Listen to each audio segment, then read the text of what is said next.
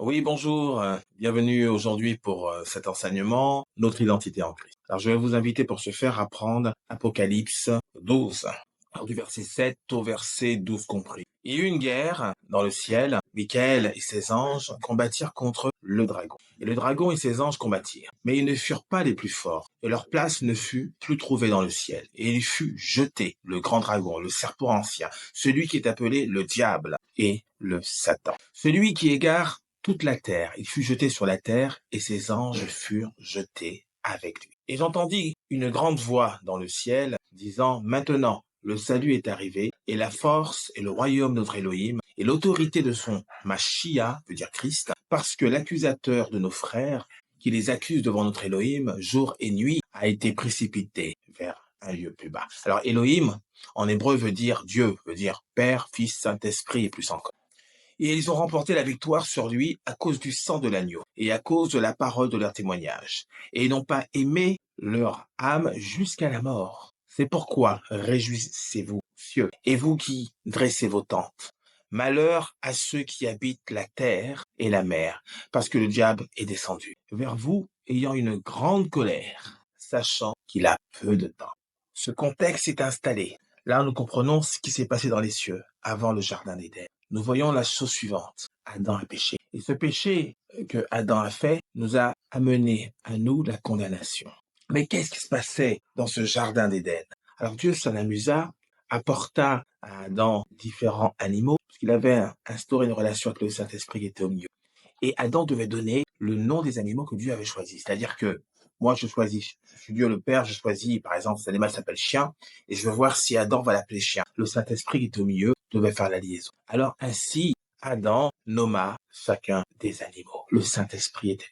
Quand arriva le péché, ce moment-là, c'était totalement différent. Le Saint-Esprit avait disparu. Alors Dieu dit, mais Adam, tu es où? Adam, tu es où? Imaginez-vous, Dieu, il est omniscient, omniprésent, omnipotent. Et il dit, Adam, tu es où? C'était pour dire quoi, Adam? Adam, où tu te trouves aujourd'hui? Ta désobéissance t'a conduit où? Dans quelle obscurité tu es? Dans quelles ténèbres tu es? Je connais même pas les profondeurs où tu te trouves. Adam, réveille-toi. Adam, pourquoi as-tu péché? Pourquoi m'as-tu désobéi? Et voilà maintenant que Adam sort du jardin d'Éden avec Ève. Dieu leur dit, mais repeuplez la terre. Leur premier enfant, Caïn et Abel, le péché avait déjà rongé. La mort était là, le meurtre était là. Le péché flamboyait en chacun d'eux. Caïn tua Abel. La mort était déjà là, la désobéissance était là. Et puis, pendant tout ce temps, pendant des siècles, l'homme était impie, l'homme était méchant. L'homme ne respectait plus rien, si bien que le mot péché n'existait même plus dans sa pensée. Il savait même pas ce que ça voulait dire obéissance. Il savait même pas ce que ça voulait dire péché, mauvaise action. Il connaissait pas. Il a fallu que Dieu donne la loi au serviteur Moïse.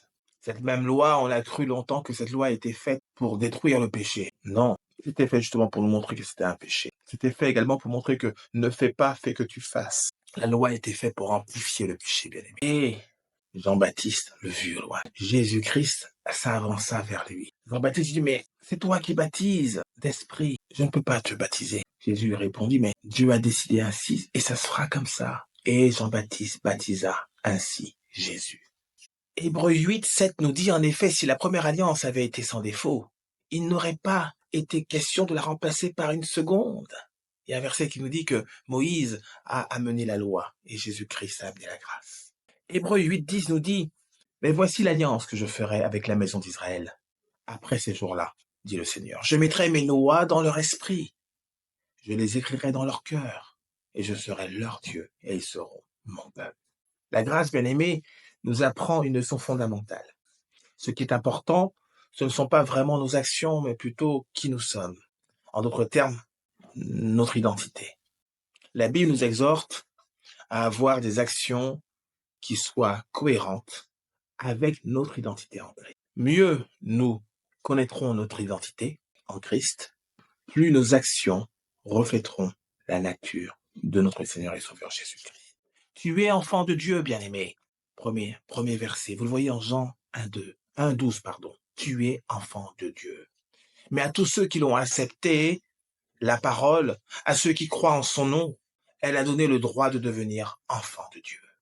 Tu peux t'approcher de Dieu avec assurance par la foi en Jésus, bien-aimé. Vous l'avez en Éphésiens 3,12. C'est en Christ par la foi en lui que nous avons la liberté de nous approcher de Dieu avec confiance. Je nous dis, ne vous conformez pas à la pensée de ce monde, renouvelez votre intelligence. Philippiens 4,7 nous dit, et la paix de Dieu qui dépasse tout ce que l'on peut comprendre, gardera vos cœurs et vos pensées en Jésus-Christ. Dieu pourvoit, bien-aimé, à tous tes besoins.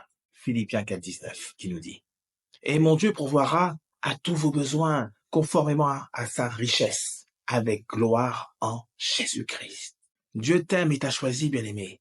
On continue dans notre identité. Dieu t'aime et t'a choisi. 1 Thessaloniciens 1,4 nous dit, nous savons, frères et sœurs, aimés de Dieu, qu'il vous a choisi.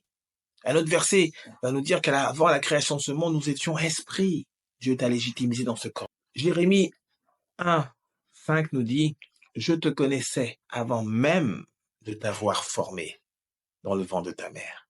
Je t'avais mis à part pour me servir, avant même que tu sois né. Tous ces versets nous indiquent que nous étions esprits avant la création de ce monde. Tu es un serment rattaché au sceptre qui est en Christ, bien-aimé. Jean 1,5 nous dit quoi? Nous dit, je suis le sceptre, vous êtes les serments. Celui qui demeure en moi et qui demeure porte beaucoup de fruits. Car sans moi, vous ne pouvez rien faire. Il nous faut, bien-aimés, analyser la parole, la lire, l'étudier. Il nous faut surtout nous l'accaparer, la méditer. C'est ainsi que nous resterons accrochés, nous serments au sceptre, et nous produirons du fruit. Mais il ne suffit pas juste de lire la parole, il faut aussi l'appliquer dans vos vies. Hébreux 4,16 nous dit, approchons-nous du trône de Dieu de grâce avec une pleine assurance. Là, Dieu nous accordera sa bonté, il nous donnera sa grâce pour que nous soyons secourus au bon moment. Évidemment, si vous avez la foi, vous gardez votre foi. Si les préceptes de Dieu, vous les appliquez dans votre vie avec autorité et foi, Dieu, évidemment, vous sauvera. Il sera toujours avec vous. Tu es l'ami de Dieu. Tu es l'ami de Jésus, bien-aimé. On le voit en Jean 15,15. Je ne vous appelle plus serviteur, car le serviteur ne sait pas ce que fait son Seigneur. Je vous ai appelé ami, parce que je vous ai fait connaître tout ce que j'ai appris de mon Père. Alors vous avez Galates 1, versets 3 à 4 qui nous dit que la grâce et la paix vous soient données de la part de Dieu le Père et de notre Seigneur Jésus-Christ, qui s'est donné lui-même pour nos péchés, afin que de nous arracher du présent siècle mauvais, selon la volonté de notre Dieu et Père. Je vous lis tout à l'heure, bien-aimés, ne vous conformez pas à la pensée de ce monde. Le prince de ce monde construit une pensée pour vous éloigner de notre Père. Alors ne vous conformez pas à la pensée de ce monde, mais renouvelez votre intelligence. Comment vous la renouvelez? En méditant la parole. Tu es justifié et racheté, bien-aimé. En Romains 3,22 nous dit, il n'y a pas de différence, tous ont péché de la gloire de Dieu et ils sont gratuitement déclarés justes par sa grâce, par le moyen de la libération qui se trouve en Jésus-Christ. Évidemment, nous sommes tous pécheurs. Ce salut mérité, nous n'avons pas mérité, comme le nom l'indique. C'est Dieu qui nous l'a offert en cadeau. Prenez ce cadeau, bien-aimé, avec humilité et amour. C'est le message que Jésus nous donne. Prenez-le avec humilité et amour. Ainsi, toute la puissance de salut se répandra sur toi. Ne cours pas. Il y a pas mal d'hommes de Dieu aujourd'hui qui vont se faire imposer les mains par un homme de Dieu à gauche et à droite. C'est l'ego, c'est l'orgueil. Ils sont à la recherche d'onction, à la recherche de puissance. Alors que la seule et véritable puissance qui correspond à ton ministère, c'est tout simplement par ce changement de mentalité, nous dit notre Père. Vous devez vous approcher du trône de la grâce avec humilité et amour. Ainsi, toute la puissance de ce salut se répandra sur vous. Ta vieille nature a été crucifiée avec Christ, bien-aimé. Et tu n'es plus esclave du péché. Tu ne l'es plus. Romains 6,6 nous dit quoi? Nous dit que nous savons que notre vieil homme a été crucifié avec lui, que le corps du péché est réduit en impuissance, et qu'ainsi nous ne soyons plus esclaves du péché. Là, ça revient au baptême. Vous savez, avant ce baptême, Jésus a été crucifié sur cette croix pour toi, pour te libérer, pour racheter tes péchés. Mais par la nature de ce baptême, quand tu rentres dans l'eau, par l'immersion totale, quand tu te relèves, ton ancienne nature reste accrochée à l'eau. Ton vieil homme reste accroché à l'eau, pardon. Ton homme animal reste accroché à l'eau. Et tu te relèves. Ainsi, là maintenant, tu as l'Esprit de Dieu. Tu as l'Esprit de Jésus. Tu as la foi de Jésus. Quand Dieu te voit, il te voit parfait. Ceux qui adorent Jésus, ceux qui adorent Dieu doivent l'adorer en esprit et en vérité. Dieu ne te condamne pas, bien-aimé. Dieu ne te condamne pas. Alors, on le voit très rapidement en Romains 8.1. Il n'y a donc maintenant aucune condamnation pour ceux qui sont en Jésus-Christ, qui ne vivent pas conformément à leur nature propre, mais conformément à l'esprit. Dieu te dit, parce que tu vis dans l'esprit, sache que j'ai pardonné tes péchés, passés, présents et futurs. Le péché est pardonné, il est au singulier. Le péché, je te l'ai pardonné. Parce que ton esprit, il est parfait pour moi, bien-aimé. Il est parfait. Un tiers de ta personnalité est rendu juste et saint. C'est ton esprit. Dieu nous dit derrière, pour les autres 2 tiers, il souhaite à son retour, lors de son avènement, retrouver ton corps, ton âme et ton esprit irrépréhensibles. Parfait. Et cela, vous pouvez le faire avec une décision. Je décide de ressembler à Jésus. Et le Saint-Esprit vous accompagnera. Tu as été libéré de la loi du péché et de la mort, bien-aimé. Romains 8.2 nous dit, en effet, la loi de l'Esprit qui donne la vie en Jésus-Christ m'a libéré de la loi du péché et de la mort. Amen. Tu es co-héritier avec Christ. Tu es co-héritier avec Christ. Romains 8.17. Or, si nous sommes enfants, nous sommes aussi héritiers. Héritiers de Dieu et co-héritiers du Christ. Si toutefois nous souffrons avec lui afin de prendre part à sa gloire. On nous fait comprendre par là que par la croix, par notre foi en Jésus, nous sommes co-héritiers à Jésus-Christ. Mais nous sommes aussi héritiers de Dieu. Dieu, je vous rappelle un peu ceci, il a dit à Abraham, au père de la foi, qui a été justifié justement par sa foi. Il lui a dit, toute ta descendance sera bénie. Toute ta descendance sera bénie. Et la porte de tes ennemis vous seront ouvertes. On hérite de tout ça. On hérite aussi en Jésus-Christ de 1000 grâces, de toute autorité. Toute autorité nous a été donnée. Alors quand vous vous approchez du trône de la grâce, vous prenez ce salut, prenez ce qui est déjà mis pour vous, prenez ce que Dieu vous a déjà donné, bien-aimé. Ne cherchez pas autre chose. Prenez ce qui est déjà là, mais prenez-le avec humilité. C'est une façon de s'approcher. On s'approche plus en étant ennemi de Dieu, comme nous l'avons été dans la première alliance. Non, Jésus-Christ nous a réconciliés avec notre Père. Aujourd'hui, donc, on s'avance avec humilité et amour. Merci. Et la quintessence de ce salut, la puissance de ce salut vous remplira. Tu es accepté par le Christ, bien-aimé. Romains 15.7 nous dit, accueillez-vous donc les uns les autres comme Christ vous a accueillis pour la gloire de Dieu. Et oui, aidez-vous les uns les autres, aimez-vous les uns les autres, bien-aimés. Considérez celui qui a une foi plus petite que la vôtre. Ne l'offensez pas, allez doucement avec lui. Mais Dieu nous dit également que considérez l'autre plus grand que vous. Vous avez à apprendre des autres. Vous savez, c'est comme l'apôtre Paul qui partait en Italie pour manger d'autres fruits. Mais c'est la même chose. Tu es appelé à être sainte. Et oui, nous sommes la fiancée de Dieu. 1 Pierre 1.15.16 nous dit, au contraire, puisque celui qui vous a appelé est saint, vous aussi soyez saints dans toute votre conduite. En effet, il est écrit, vous serez saints, car moi, je suis saint. Nous devons tout faire pour ressembler à Jésus-Christ, bien-aimé. Nous sommes appelés à cela. En Christ, tu as la sagesse, la sanctification et la rédemption. 1 Corinthiens 1.30 nous dit, c'est grâce à lui que vous êtes en Jésus-Christ.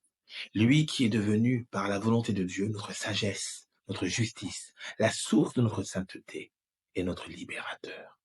C'est cette grâce imméritée qui nous a permis aujourd'hui, qui me permet de pouvoir parler de Jésus. C'est cette grâce imméritée qui me donne cette assurance d'avoir mon nom inscrit dans le livre de vie. C'est cette grâce imméritée, ce salut mérité, où je sais qu'il m'a donné l'autorité de marcher sur les serpents et les scorpions et toute la puissance de l'ennemi, rien ne me nuira. Et il me dit derrière, soyez heureux que votre nom, lui, il ne bouge pas, il est inscrit dans le livre de vie. Moi, pour ma part, nous chrétiens, nous savons que la mort, pour nous, c'est un gage de victoire. Parce que nous savons que nous allons être ressuscités. C'est un gage. Nous savons que nous allons être ressuscités. Nous savons que la vie éternelle, elle est pour nous. Tu es uni au Seigneur et tu es un seul esprit avec lui, bien-aimé. 1 Corinthiens 6, 17. Mais celui qui s'attache au Seigneur est un seul esprit avec lui, nous dit-il. Évidemment, puisque vous n'avez plus l'esprit de votre vieil homme lors du baptême. Vous avez aujourd'hui l'esprit de Jésus qui vous justifie, qui vous donne à être ce saint. Il est parfait, cet esprit. Alléluia. Dieu te fait triompher et te permet de le connaître. Vous l'avez dans 2 Corinthiens 2,14. Que Dieu soit remercié, lui qui nous fait toujours triompher en Christ et qui propage partout à travers nous le parfum de sa connaissance. Avec Jésus, en appliquant, en respectant, en méditant ses préceptes, les appliquant dans notre vie, on réussit tout ce qu'on touche. Tu es une nouvelle créature en Christ, bien-aimé. Si quelqu'un est en Christ, il est une nouvelle créature. Alléluia. Les choses anciennes sont passées. Toutes choses sont devenues nouvelles. 2 Corinthiens 5, 17. Toutes choses sont nouvelles. Vous avancez de victoire en victoire. Les blocages dans votre vie n'existent plus, car vous ne regardez plus à la chair. La chair est soumise à votre esprit. Vous regardez à l'esprit, car l'esprit, c'est vie, c'est la vie éternelle, c'est la réussite de tout ce que vous entreprenez. Tu es béni de toute bénédiction spirituelle dans les lieux célestes, bien-aimé. Éphésiens 1, 3 vous l'expliquera mieux que moi. Béni soit Dieu et Père de notre Seigneur Jésus-Christ, qui nous a bénis de toute bénédiction spirituelle dans les lieux célestes en Christ. Toute autorité t'a été donnée par ce salut mérité. Tu peux tout faire en Christ, avec amour et humilité. Tu es libéré en Christ. Galates 5.1 nous dit, c'est pour la liberté que Christ nous a affranchis. Ferme dans cette liberté et ne vous placez pas de nouveau sous le joug de la contrainte de l'esclavage. Avant, nous étions sur l'esclavage, de démons, du diable. Aujourd'hui, Dieu a cassé ses chaînes. Nous sommes libérés. Alors aujourd'hui, n'allez pas sur tout vent de fausses doctrines, bien-aimés. Soyez discernés et restez dans la doctrine du Christ. Mais n'allez pas faire quelque chose qui n'est pas de Dieu, quelque chose qui va vous condamner, quelque chose qui va vous ramener en arrière. Non, avancez dans la grâce que Dieu vous a offerte. Tu es élu saint et sans défaut devant Dieu. Éphésiens 1,4 nous dit, en lui, Dieu nous a choisis avant la création du monde pour que nous soyons saints et sans défaut devant lui dans son amour. Alléluia. Dans son amour. Tu as été choisi, bien-aimé. Tu as été choisi. Voilà pourquoi Dieu te dit que dans ce corps, tu es légitime. Mais attention, autour de toi, il y a des esprits illégitimes qui veulent te violer. Vous savez, c'est comme celui qui veut voler la banque. Allez hop, je prends cet exemple. Il rentre dans la banque, il la dépouille, il prend cet argent. Eh ben, ces esprits impurs, si vous les écoutez, c'est ce qu'ils veulent faire. Ils veulent vous violer. Ils veulent que vous ne soyez plus maître à bord de ce bateau, mais que ce soit eux, le capitaine de ce bateau. Alors, je paraphrase, mais pour vous dire tout simplement qu'aujourd'hui, vous êtes le temple du Saint-Esprit. Et parce que vous êtes le temple du Saint-Esprit, laissez-le vous guider. Avancez avec lui. Écoutez cette petite intuition qui vous parle. Soyez sensible au Saint-Esprit. Et vous verrez que vous avancerez de victoire en victoire.